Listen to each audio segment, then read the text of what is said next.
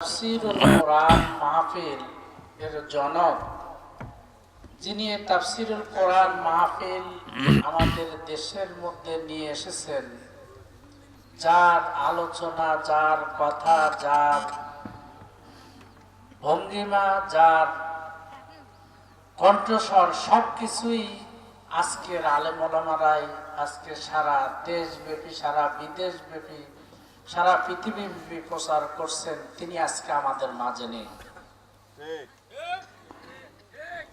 তিনি দুনিয়া ছেড়ে চলে গেছেন। তাকে আপনার এই বাংলাদেশে কত কষ্ট করে, কষ্ট নিয়ে তিনি দুনিয়ার থেকে চলে গিয়েছেন। তিনি হচ্ছেন আল্লামা দেলোয়ার হোসেন সাইদি সাহেব। আগে আমরা ছোটবেলায় দেখেছিলাম যে ওয়াজ মাহফিল, ইসালে সোয়াব এই ছিল। হঠাৎ করে শুনতে পেলাম যে তাফসীরুল কোরআন মাহফিল চট্টগ্রাম থেকে শুরু হয়েছিল।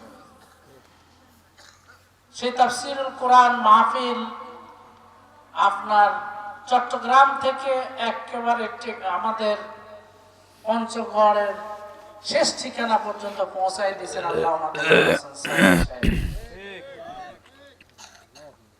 আজকে আমরা তার জন্য মন থেকে দোয়া করি, আল্লাহ তাআলা নবী সিদ্দিকীনদের সঙ্গে তার হাসর হয়। আমিন। এবং এই সারা পৃথিবীব্যাপী যে কোরআনের আলোচনা হচ্ছে, প্রত্যেকটা কোরআনের আলোচনায় আল্লাহ তাআলা যেন তার কবরের মধ্যে তেনার সওয়াব লিপিবদ্ধ হতে থাকে। তা আমি সভাপতি হিসাবে আমি আর বেশি কথা বলবো না, আপনাদেরকে সময় নষ্ট করব না, যেহেতু প্রধান আলোচক উপস্থিত হয়েছেন।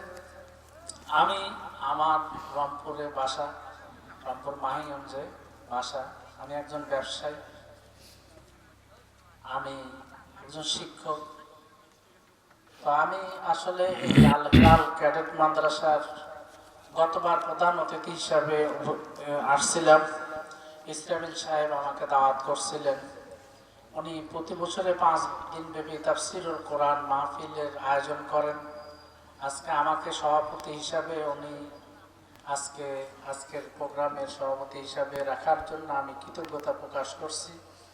এবং আল হিলাল ক্যাডেট মাদ্রাসা, আল্লাহ তাআলা যেন এই মাদ্রাসাটিকে কিয়ামত পর্যন্ত কবুল করেন এবং এই মাদ্রাসাটি যেন একটি দ্বীনি ইলম, কোরআনের আলোকিত হয় এবং কোরআনের হাদিসের আলোয় আলোকিত হয়, এই কামনা করছি।